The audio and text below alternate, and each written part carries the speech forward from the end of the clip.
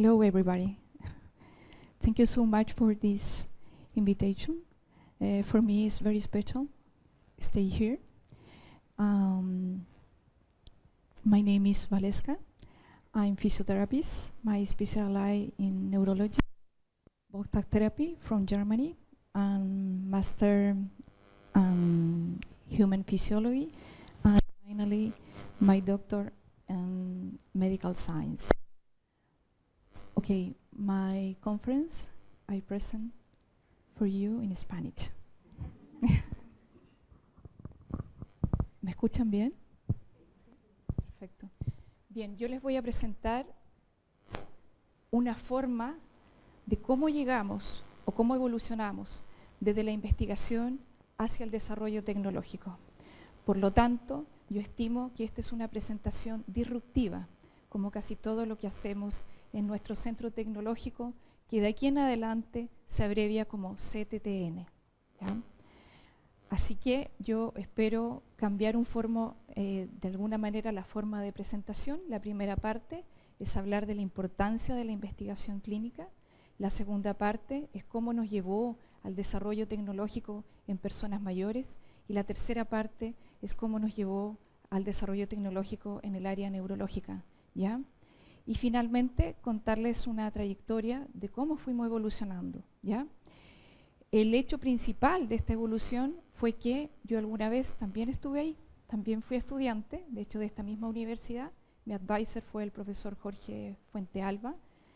Tuve la oportunidad de conocer a mi colega y amiga Magdalena, que está ahí. ¿Ya?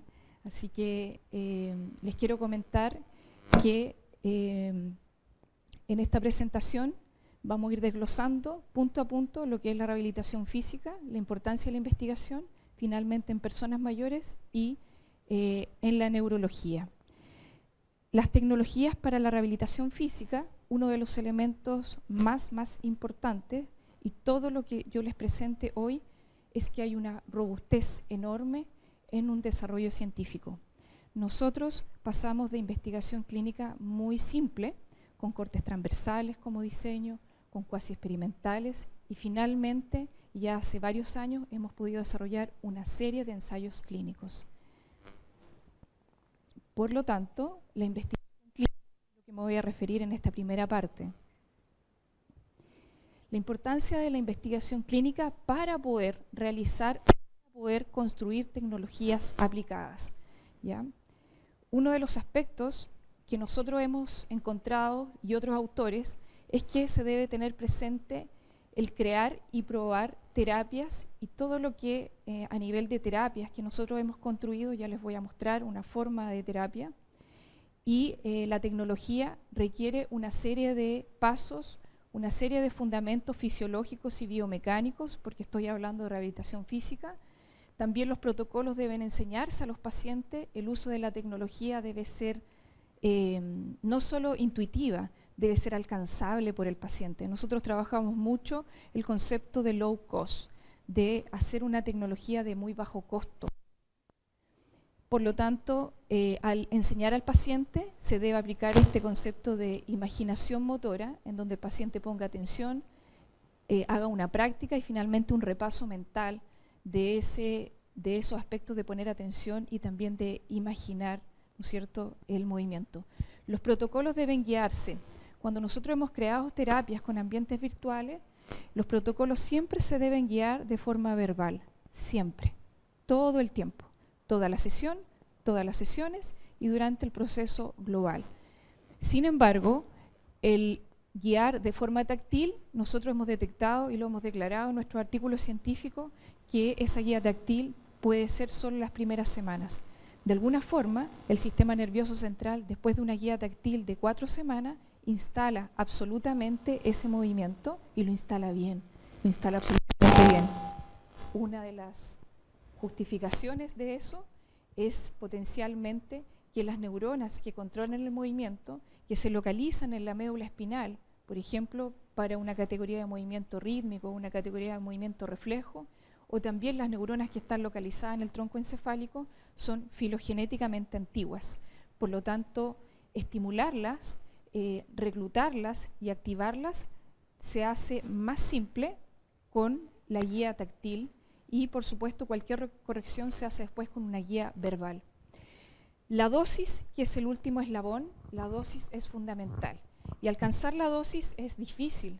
Es difícil. Una dosis, del punto de vista científico, clínico, se refiere a cuántos minutos debe durar una sesión, cuánto tiempo debe durar una sesión, cuántas veces se debe repetir en la semana, una vez, 2 veces, 3 veces a la semana, y cuántas sesiones en total se deben generar. Nosotros hemos descubierto con 25 minutos de ambientes virtuales en dos dimensiones, que se repiten 3 veces por semana durante 6 semanas, es decir, alcanzando 18 sesiones, un total de 7,5 horas en total, pueden mejorar el control motor, mejoran la postura global de los pacientes, personas mayores y personas del área neurológica como pacientes con parálisis cerebral, que es una línea fuerte que yo he trabajado, y también hemos incursionado en los niños con síndrome de Down y también en patologías como el Parkinson, también el daño en la médula espinal parcial. 7,5 horas es lo que se requiere entonces para mejorar el control motor.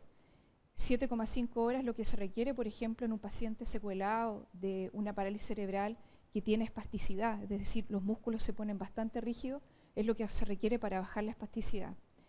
Y 7,5 horas es lo que se requiere para que un niño o una niña con síndrome de Down pueda mejorar su postura y también mejorar su tono muscular, mejorar su lineamiento postural, tanto en estático como en dinámico, ¿ya?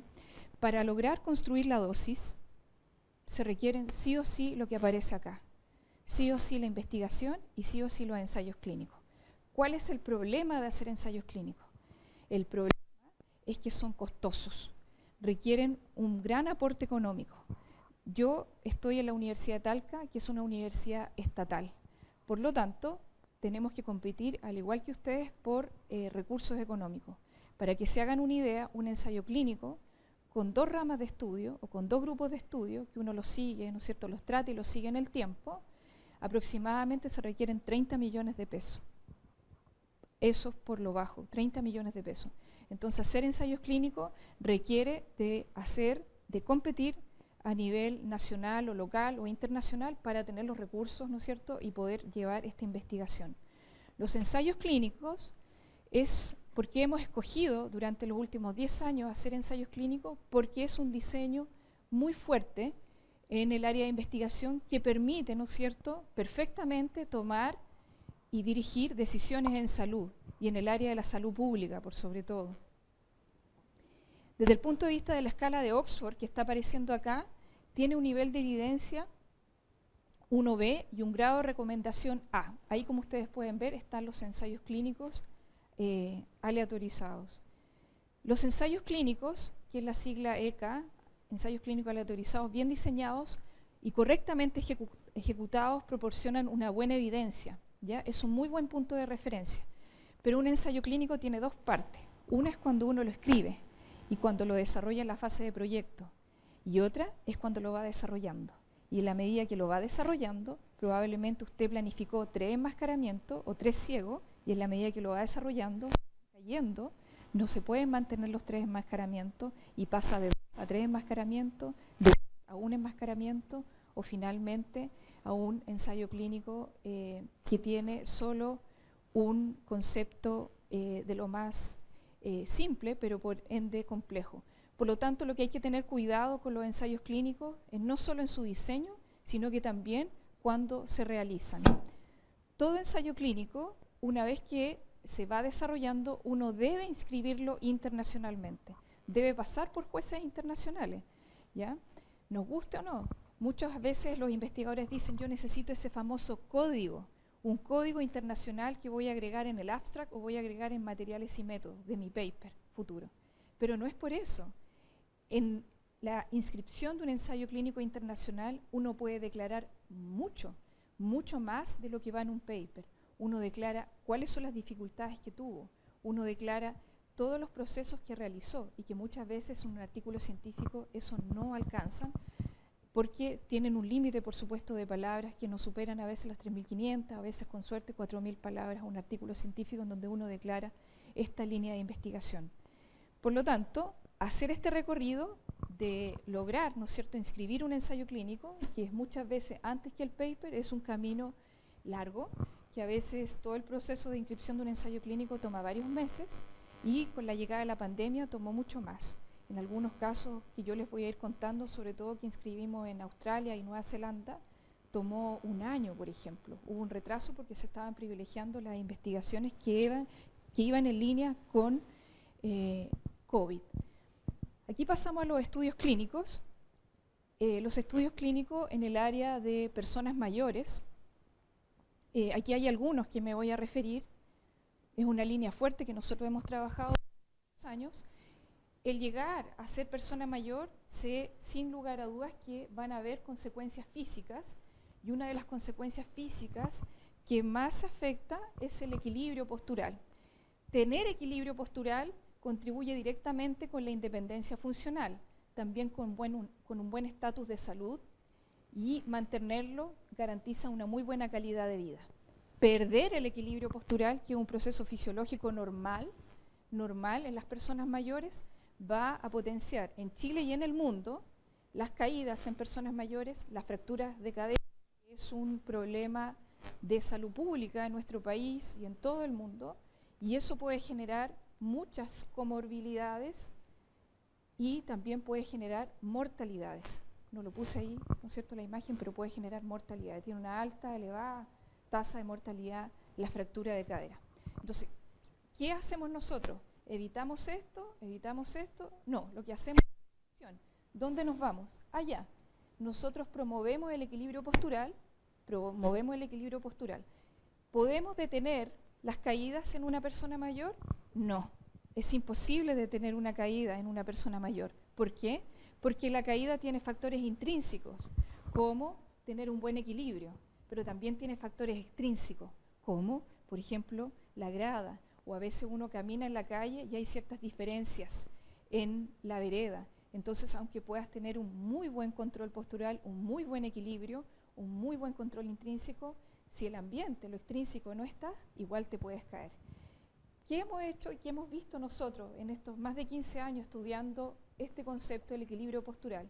Nuestras personas mayores, que se mantienen muy activas, que hacen sus terapias, no solo las nuestras, las terapias con ambientes virtuales, sino que hacen otras terapias como Tai Chi, por ejemplo, que practican mucho las personas mayores, yoga, ellos no evitan la caída, se caen de todas maneras, pero una vez que se caen, su tonicidad muscular, su estructura ósea está mucho más resistente. ¿Y qué es lo que ocurre? Se rompe la piel, hay un gran hematoma, pero no hay fractura. No hay fractura. Por lo tanto, y acentúo este punto en esta parte de la presentación, ¿existe la posibilidad de evitar la caída? No, porque es multifactorial, ¿ya? No. Simplemente lo que vamos a hacer es que si esa persona se cae, logre resistir y tolerar muy bien la caída. Nuestras primeras investigaciones fueron bastante simples. Nosotros queríamos saber qué herramienta virtual deberíamos de tomar, en 2 dimensiones o en 3 dimensiones. Y si era en 3 dimensiones, con inmersión parcial o con máxima inmersión. Estuvimos revisando eso, compramos en tiendas del retail en aquel tiempo y escogimos hace varios años distintas formas de entretención que se ocupaban para ese tiempo. Ocupamos la Xbox, la Nintendo Wii con la Balance Board, distintas formas, y fuimos generando modalidades de terapia. ¿Qué descubrimos? ¿Con qué hay que quedarse en esta diapositiva? Hay que quedarse que los ambientes virtuales en 3 dimensiones son muy entretenidos. Cuando yo les digo a mis estudiantes después del práctico, ¿cuál se lleva para la casa? ¿El Oculus Rift o la Nintendo Wii? Y no, sin duda me dicen el Oculus Rift, profesora. Ya, perfecto. ¿Cuál le hace mejor para su estatus de salud en términos de movimiento? Mejorar su control postural, contribuir con su equilibrio, mejorar su funcionalidad en estático y en dinámico. La respuesta es todos los ambientes virtuales en 2 dimensiones contribuyen. Los ambientes virtuales en 2 dimensiones hay una separación. Está la pantalla acá y hay un espacio que es absolutamente real y el ser humano. Entonces la persona mayor nunca pierde de vista lo que es irreal versus lo que es real. En cambio, cuando sometemos a una persona mayor o a cualquier ser humano, en cualquier edad, lo sometemos a un ambiente virtual en 3 dimensiones, con máxima inmersión, él pierde lo que es real versus lo irreal. Sobre todo las personas mayores. Nosotros en investigaciones hemos descubierto que las personas mayores se les aumenta la frecuencia cardíaca, aumenta la presión arterial, aumenta la frecuencia respiratoria, dan sensaciones nauseosas y hay mucha inestabilidad, se alteran muchas variables del centro de presión. Por lo tanto, cuando uno mira la literatura y hace una revisión de la literatura, o no van a encontrar ningún artículo que mejore el control postural y el equilibrio con 3 dimensiones en términos de ambiente virtual, o si lo van a encontrar son muy poquitos y con bastante crítica.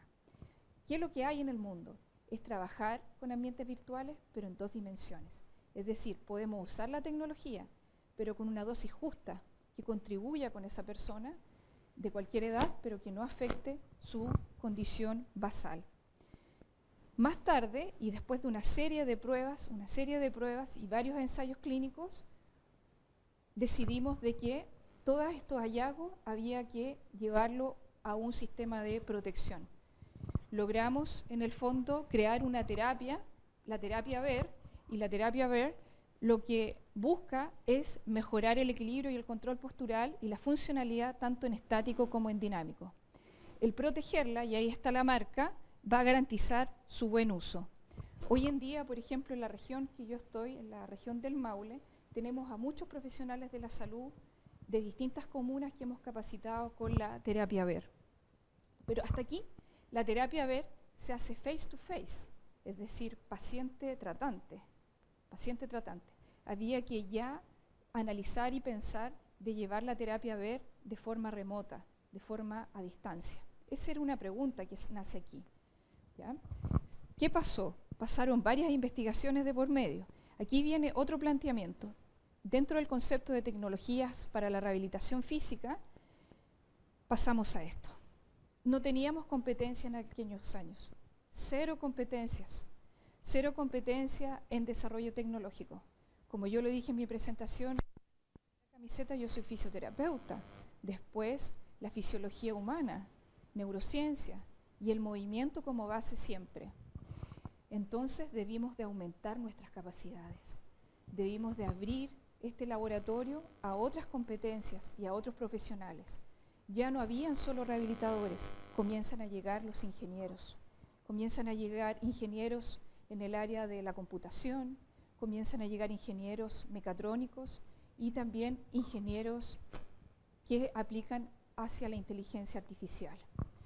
Para poder alcanzar las distintas etapas, nosotros pasamos por cada uno de estos puntos y nuestro máximo pilar era llegar acá, a hacer terapias a distancia, de forma remota. En este concepto, y cuando creamos ahora de crear terapia, teníamos que crear tecnología. ¿Por qué teníamos que crear tecnología si ya habíamos creado una terapia?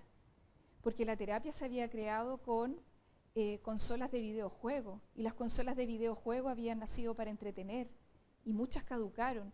Por ejemplo, la Nintendo Wii con Balance Board caducó en el 2014, después nació la Nintendo Switch, que hoy en día encanta a muchos niños y jóvenes, entre ellos mi hijo que está ahí. ¿Sí? La Xbox también evoluciona, entonces eso hacía que estas líneas seguían en ese formato de entrenamiento.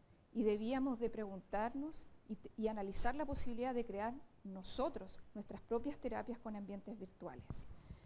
Pasamos a esto y cada vez que nos planteábamos crear una tecnología, veíamos esto, ¿no es cierto?, que son las Technology, ¿no es cierto?, Readiness Levels, que son TRL en distintos niveles y desde los principios básicos observados, pasar por distintas etapas a ambientes que son absolutamente de laboratorio, como el TRL4, a un entorno relevante, un TR6. Cuando nosotros llegamos a un TRL7 nos sentimos felices, destapamos la botella de champaña, porque ya eso significa que logramos un prototipo en un escenario de la vida real. Sin embargo, de TRL7 a TR9 se requiere una gran inversión, y aquí hago un llamado. El llamado es que en Chile falta mucho por aplicar para el desarrollo tecnológico. las fuentes de financiamiento que nosotros hemos aplicado, que son varias y que en la presentación comienzan a salir, nos permiten llegar a un TRL6 o con mucho esfuerzo a un TRL7. Pero para alcanzar a un TRL9 se requiere inversión de privados. Y ese es el llamado que hemos hecho constantemente.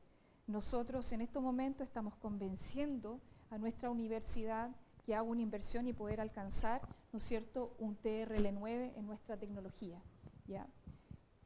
Esto que vemos acá, cada tecnología que yo les presente, tiene que ser escalable en cada uno de estos hitos, y entre un hito y otro debe ser testeable. Para que se hagan una idea, para pasar, por ejemplo, de TRL3 a TRL4 requiere aproximadamente unos 10 testeos. 10 testeos, donde uno testea y sale una serie de errores, se corrigen tanto en el prototipo tecnológico como en la app, en el software y en el hardware. Entonces se tiene que hacer muchísimo revisión de eso. Dentro de las tecnologías para las personas mayores, en una revisión de la literatura y en una actualización tecnológica, nosotros encontramos que en la población general de personas mayores, como dice acá, ha crecido, y el uso de las tecnologías y la conectividad de las personas mayores también.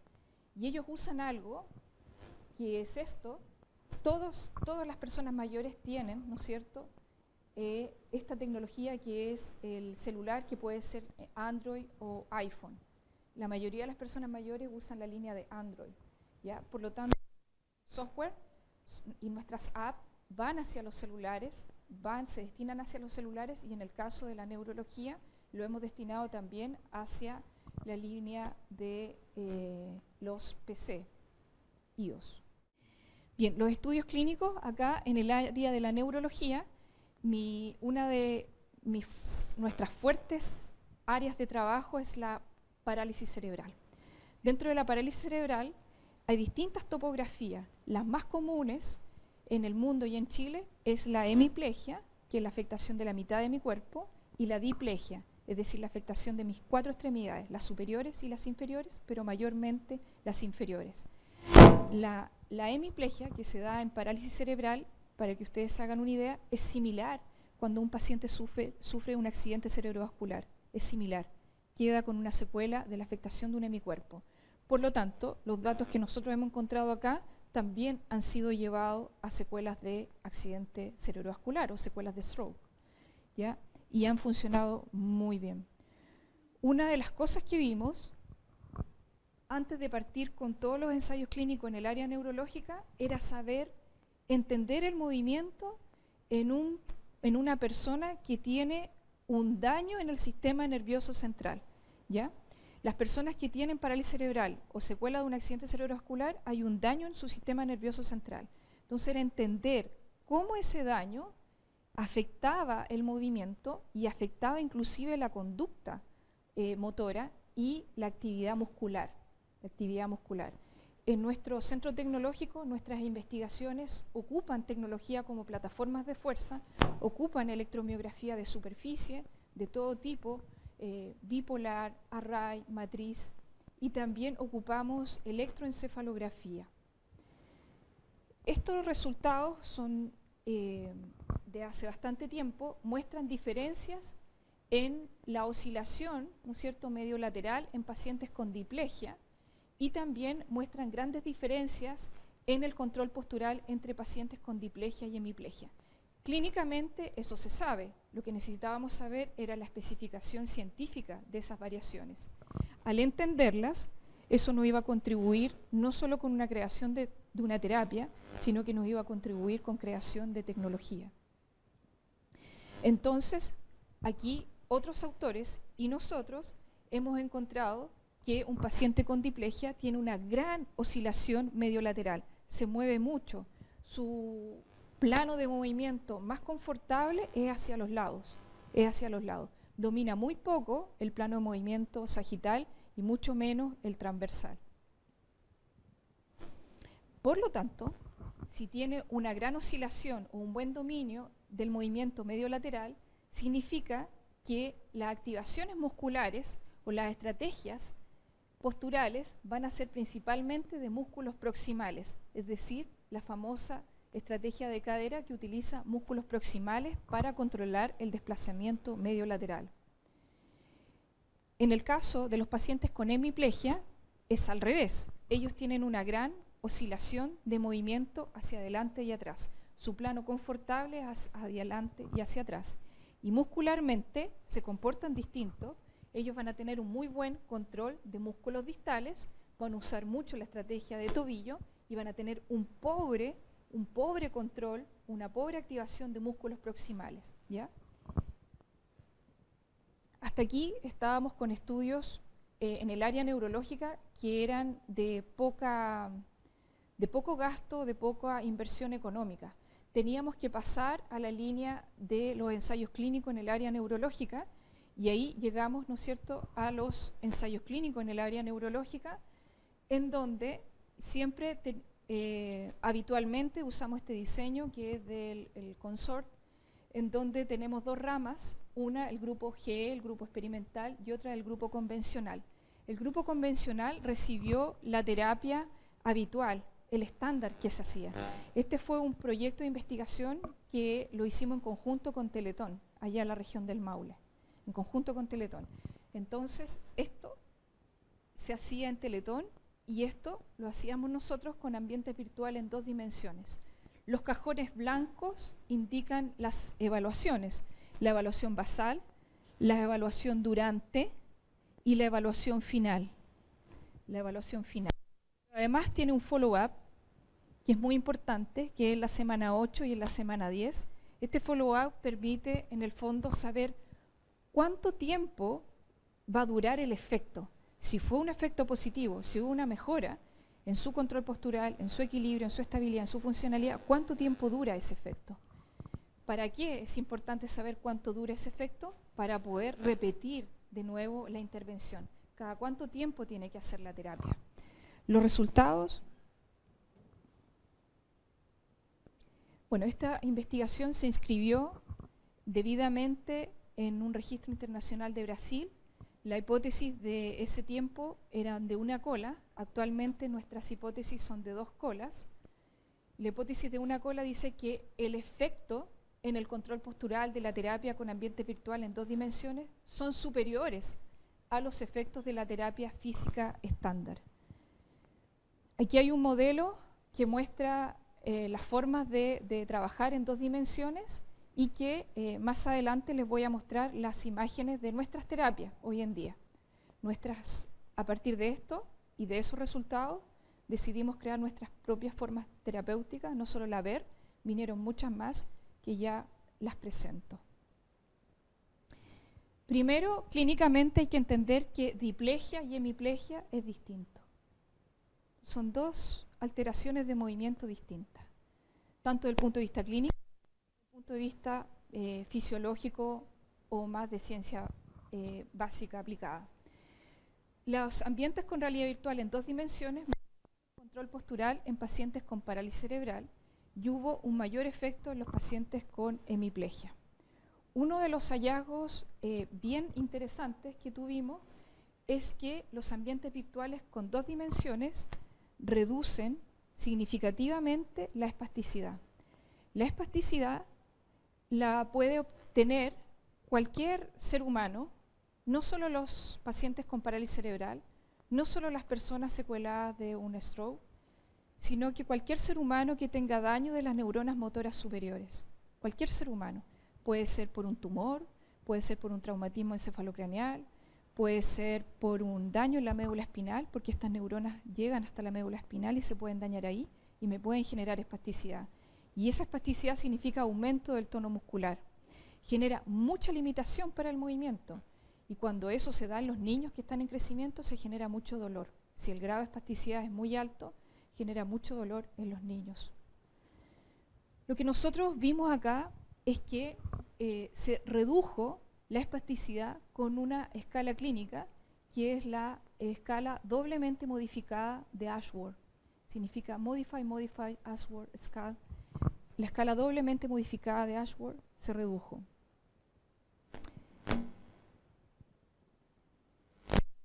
Si nosotros bajamos la espasticidad, significa que debiera del control postural mejorar, ¿ya? ¿Cómo se hizo con esta dosis? 18 sesiones, 7,5 horas en total, durante 6 semanas, 3 veces por semana, y cada sesión dura 25 minutos. Cada sesión dura 25 minutos. Eso es lo que se requiere para bajar la espasticidad.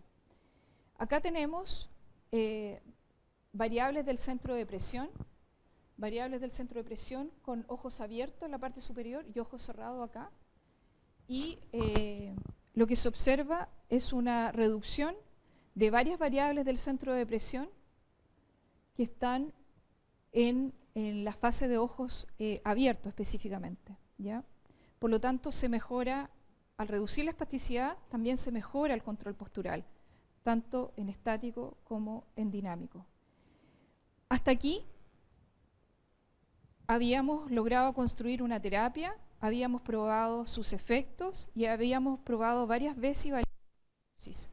Sin embargo, la terapia es cara a cara, es decir, tratante. ¿Qué posibilidades hay de hacer de esa terapia a distancia? Entonces aquí viene esta parte. Vienen los ensayos de telerehabilitación. Para poder hacer ensayos clínicos en telerehabilitación, se tenía que, sí o sí, construir un software de telerehabilitación. Un software. Entonces, tuvimos que, en estos financiamientos, construir un software de telerehabilitación que permitiera, ¿no es cierto?, poder realizar la investigación y poder después hacer distintas actualizaciones. ¿Cuál es el problema de los software? Un software vigente dura muy poco, requiere constantes actualizaciones. Este fue nuestro primer software de telerehabilitación, que le pusimos ETI, el ETI. El software ETI fue el primero. Hoy en día vamos en nuestra tercera versión de software de telerehabilitación, ¿ya? SmartMesh tiene un software de telemonitoreo y además telerehabilitación. Y ya les presento nuestra tercera versión de software de telerehabilitación. Se publica, ¿no es cierto? Se publica esta investigación.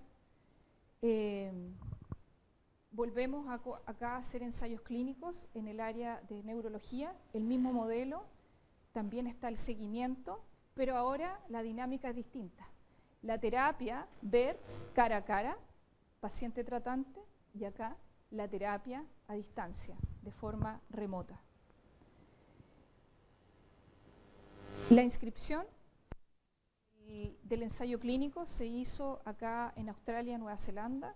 Se trabajó con una hipótesis de 2 colas y, como dice acá, los efectos en el control postural de la terapia ver vía telerehabilitación son similares a los efectos de la terapia ver cara a cara, ¿ya? El set de evaluaciones que se hizo son evaluaciones clínicas y evaluaciones posturales. Las evaluaciones son los cajones que ahí están apareciendo. Cada cajón o rectángulo en blanco son las zonas de las evaluaciones. También hicimos un ensayo clínico en personas mayores. En personas mayores, también el mismo modelo, una versión cara a cara y una versión a distancia. Los resultados están en proceso de publicación. Estas investigaciones son las últimas que hemos hecho. Se hicieron evaluaciones clínicas acorde a las personas mayores y se hicieron evaluaciones de laboratorio también acorde a las personas mayores. Estos resultados nos permitieron evolucionar a una nueva tecnología. Lo que les voy a presentar acá a continuación fue nuestra primera patente de invención, que se llama My Virtual Physiotherapies. Este componente, esta invención, tiene 3 aspectos. Uno es una polera sensorizada. Es una polera sensorizada que es una polera de tela deportiva que también es de fácil lavado y la pueden usar una y otra vez. La hicimos y preparamos My Virtual Physiotherapy inicialmente para personas mayores, pero hoy en día la estamos llevando a pacientes con trastornos neurológicos como pacientes con Parkinson, secuelas de accidente cerebrovascular y también pacientes con parálisis cerebral. My Virtual Physiotherapist tiene un componente tecnológico que en el lente, si es persona mayor, se utiliza un marco. Va un marco sobre el lente y el marco tiene una microcámara que permite hacer la lectura del movimiento ocular, el eye tracking, permite hacer perfectamente, y de esa manera yo puedo percibir y detectar cuando la persona mayor, por ejemplo, se cansa de hacer telerehabilitación o cuando la persona mayor está teniendo alguna disfunción o algún agotamiento que todavía a lo mejor no lo puede detectar fisiológicamente, alguna variable, pero sí a través de este sistema de medición lo puede hacer. Esta es una tecnología que también puede ir al celular o también puede ir con un sistema de computador para hacer la telerehabilitación. Bueno, ahí aparece el celular, que es todo nuestro software. Tenemos un prototipo, pero todos nuestros software también son llevados hacia la tecnología de celulares. Bueno, aquí teníamos un tremendo problema. Todo esto nació bajo el alero de una universidad, en este caso la Universidad de Talca. La Universidad de Talca no es el problema. El problema era que íbamos avanzando, pero en la medida que avanzábamos faltaban aspectos legales que nos pudieran apoyar en este crecimiento. Conversamos con la Universidad de Talca hace varios años. Teníamos dos opciones: detenernos y llegar hasta ahí con la investigación, o seguir avanzando y poder seguir desarrollando más investigación translacional, pero también más transferencia de esa investigación con este desarrollo tecnológico. La universidad nos dice que tomemos el camino 2 y para eso pasó lo siguiente. Tuvimos que crear empresas. Creamos empresas, nacen dos empresas tecnológicas, una es LucidTech y la otra es TherapyOne. LucidTech genera todos los prototipos tecnológicos, todo lo que es hardware, y TherapyOne genera todo lo que es software. Gracias. Aquí está nuestra versión de la Nintendo, la Balance Board, pero es Balance Platform, así se llama, Balance Platform. ¿Qué permite la Balance Platform? No solo hacer rehabilitación virtual en 2 dimensiones, no solo hacer rehabilitación virtual en 2 dimensiones, sino que también permite hacer telerehabilitación, si la tienes en la casa, y también permite hacer medición del control postural, porque ella mide el centro de presión, permite hacer perfectamente medición, ¿ya? Esa foto es original, no está photoshopeada, es original, ¿ya? Así se ve en la realidad.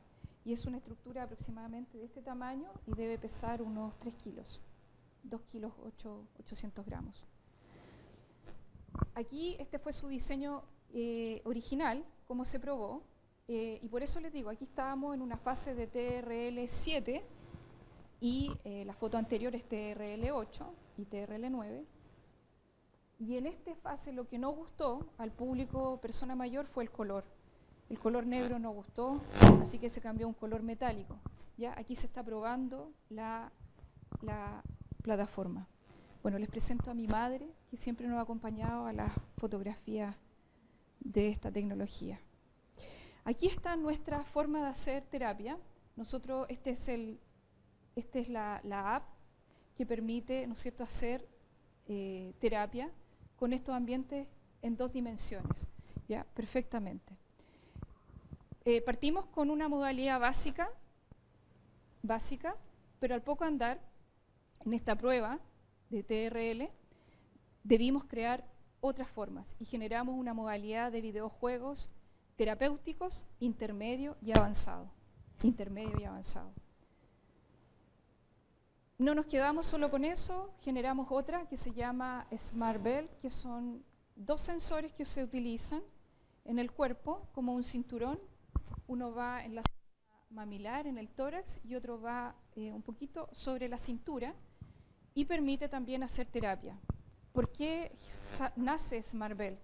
Porque la Balance Platform contribuye mucho para hacer terapia para personas mayores y para personas que no están tan dañadas su control motor. Pero para personas que queremos exigirle mucho más, necesitábamos algo más robusto y más rudo, y ahí nace SmartBelt. SmartBelt es una tecnología más avanzada que permite, en el fondo, hacer esta modalidad de terapia y es muy exigente. Cuando un paciente, desde el punto de vista físico, alcanza un plató, significa que le dice a su terapeuta, yo no noto que avanzo cuando vengo a verle, mi familia ya no nota que avanzo, hay que sacarlo del plató. Entonces Smart Bell se construyó para eso, para que tenga mayor exigencia y lo saca de ahí, ¿sí? Bueno, nuestra historia, en esta presentación la he resumido. Yo en la Universidad de Talca desde el 2006, pero fue como el año de apresto, por decirlo así. No hay mucho, así que por eso figura del 2007 en adelante, con todas las investigaciones iniciales, con diseños no tan complejos, y después vinieron los ensayos clínicos. En primera instancia, yo creé el laboratorio de control motor humano.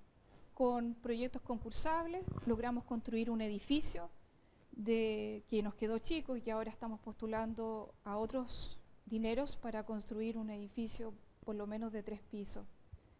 Esperemos que resulte. Y en el 2016 generamos distintas posibilidades de hacer investigación y también un portafolio de desarrollo tecnológico. En el 2017, bueno, ahí nace la terapia que les comentaba, y en el 2019, miren, fíjense la data, del 2010 al 2019, evolucionamos de laboratorio a un centro tecnológico. Estas eran, en la presentación, las preguntas que iban saliendo. Si no hubiéramos evolucionado a esto, significa que no hay obligación ninguna de hacer la investigación y transferirla. Cuando creamos el centro tecnológico, tenemos el deber de que todos los hallazgos interesantes, toda esa ruta de aprendizaje y también de desarrollo científico debe trasladarse al usuario. Es decir, el artículo científico es importante, nadie le quita valor, le da mucho valor a las universidades en Chile y en el mundo, pero también tenemos que tomar esos hallazgos y llevarlos hacia los seres humanos, transferirlos. ¿Por qué se hizo ese análisis? Hasta aquí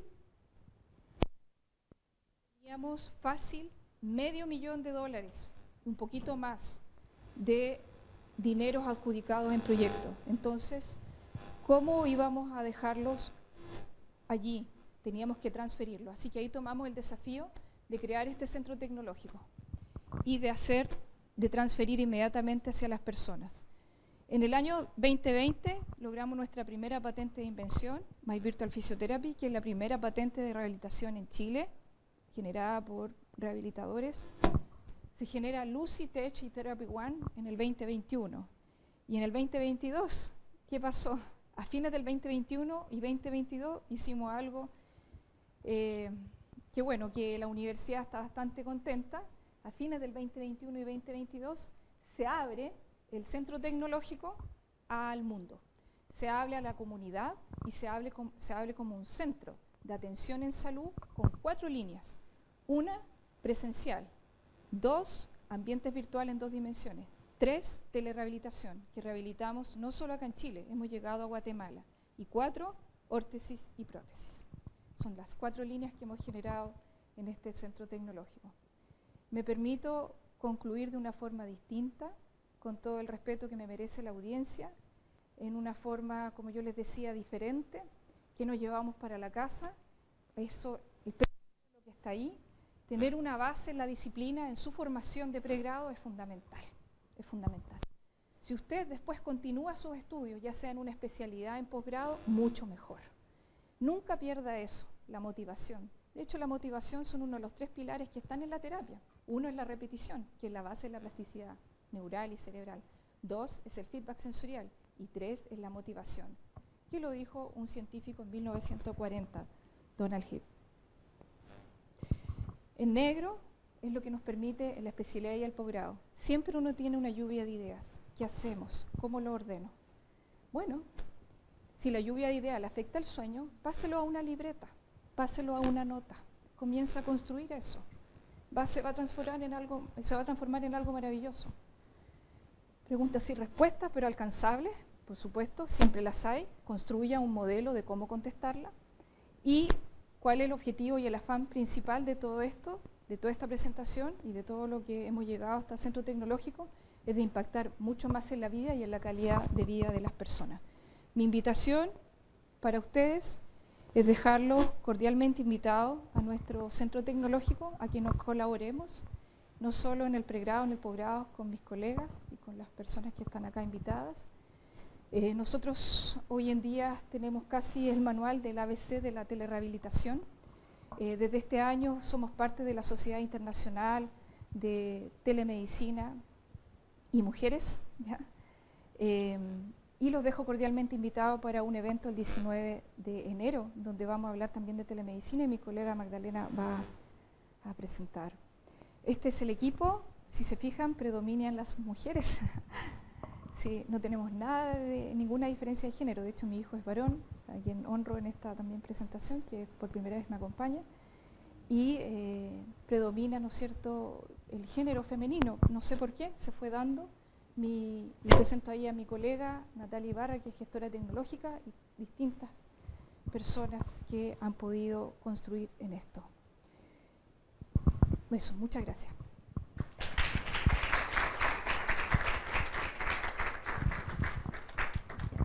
Muchas gracias, doctora Valesca. Y ahora tenemos algunos minutos para preguntas en español, así que aquí pueden preguntar todas las personas que quieran.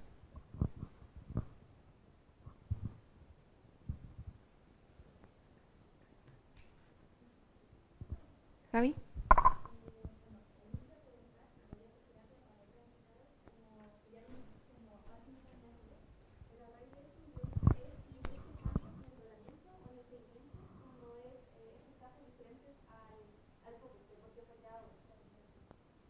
Si existen cambios, perdón.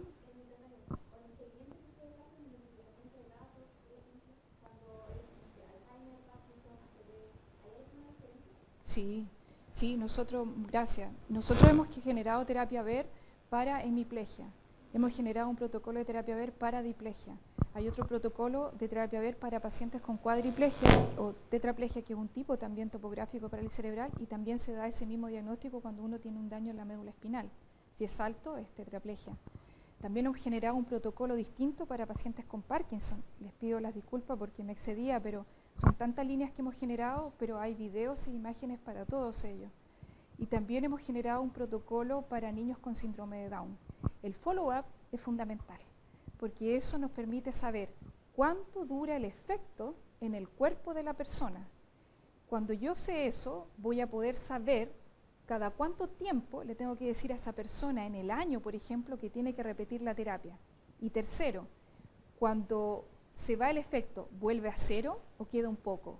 La respuesta en que en todos los pacientes siempre queda, nunca se vuelve a cero. Queda como con un nivel de 2 a 3 semanas de entrenamiento, de 6. Hoy en día, por ejemplo, para bajar aún más la espasticidad, de 18 sesiones hemos aumentado a 24 sesiones y hemos bajado aún más la espasticidad. ¿Por qué presenté la espasticidad? Las formas de bajarla es con fármaco, por ejemplo, baclofeno, por ejemplo. También la forma es con toxina botulínica, pero está bien, se aplica, pero debemos ser capaces de generar formas que no sean tan invasivas, ¿sí? Y que el paciente pueda tener la posibilidad de decidir a eso, ¿ya? Si no hacemos follow-up, si haces un ensayo clínico sin follow-up, mi sugerencia es que hagan todo el esfuerzo de hacer el follow-up, porque hacer un ensayo clínico ya es costoso y genera una buena estrategia para hacer el seguimiento, porque el missing data, la mayor pérdida de datos que puede tener siempre es en el follow-up. Genera una buena estrategia para que tus pacientes vayan a evaluarse, ¿ya?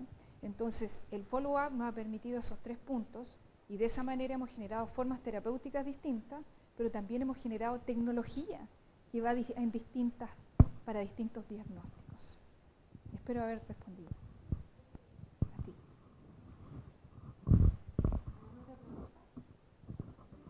¿Sí?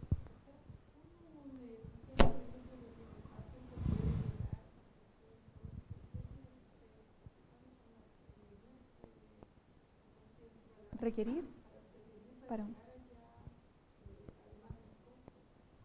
Gracias. Claro, bueno, nosotros primero, el modelo de 4 líneas se lanzó así en honor a la neurociencia, Porque la neurociencia dice que hay 3 pilares que deben darse. La repetición. Cuando uno trabaja en el área clínica, yo hace muchos años atrás, más de 20, un paciente tiene la posibilidad de tener un ingreso y tienes 10 sesiones. Entonces, pero se requieren más. Entonces, nosotros acá, los pacientes que ingresan a este modelo de 4 líneas, pueden ir en cualquiera de las modalidades. El paciente que está acá en Concepción puede tener telerehabilitación. Nosotros hemos hecho telerehabilitación con pacientes secuelados de accidente cerebrovascular. También hemos hecho con pacientes con Parkinson que han estado en Santiago y los resultados son muy buenos.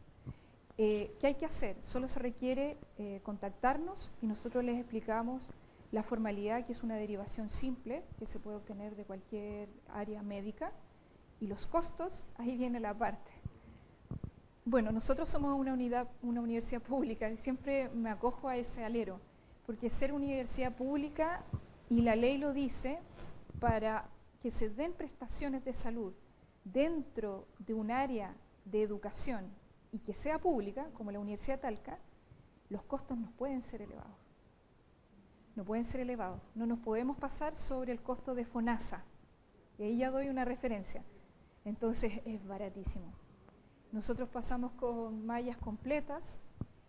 Siempre nuestros pacientes ingresan por 10 sesiones porque la ley muchas veces dice eso para cubrir FONASA por ISAPRE. También tenemos pacientes por ISAPRE.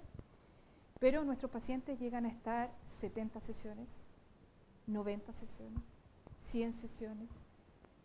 ¿Quién mide eso? Cuando el paciente alcance su máxima funcionalidad, ¿ya? Eso es. Entonces, este modelo de 4 líneas garantiza repetición, garantiza... Y bueno, los ambientes virtuales son muy motivantes. Siempre es así. Sí, ideal sí. Sí. Por ejemplo, el viernes llegó un paciente con diagnóstico de ELA.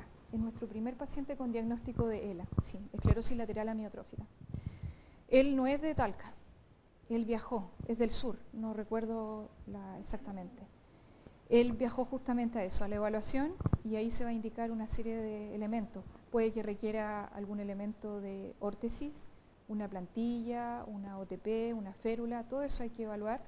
Puede que requiera telerehabilitación que se puede hacer, a lo mejor van a alojar, eso no lo sé, allá en la ciudad de Talca.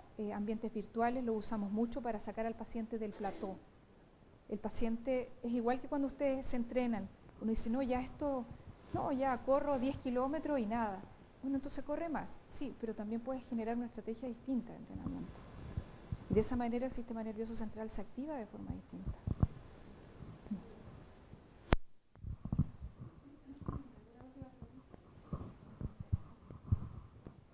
¿Sí?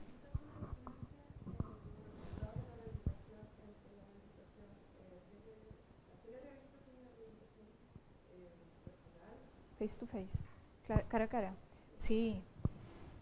Ay, hasta ahora se está enviando el artículo en estos días. En la reserva de esta conversación, los resultados son sorprendentes para la telerehabilitación cuando se hace en casa, ¿ya? Cuando la telerehabilitación, por ejemplo, un paciente neurológico se hace en casa, está en su ambiente. Se le dice prepare una zona del espacio para poder hacer telerehabilitación. Pero está su mamá, su papá, su hermano, hermana o la tía. Entonces el paciente se siente parte de su rehabilitación. Esos son uno de los factores que pusimos en la discusión de esos papers. Que ese factor no está habitualmente en un centro de rehabilitación. También probamos la telerehabilitación en escuelas. Cuando tenemos un niño, una niña o adolescente con algo neurológico, está en su casa, va a un centro de rehabilitación cuando tenga ingreso, pero también va a una escuela. Y en la escuela está el programa PIE, el programa de integración escolar, y ahí hay equipos multiprofesionales. Entonces también lo probamos ahí. ¿Dónde es el mayor efecto? ¿Face to face? ¿En la escuela o en la casa? En la casa.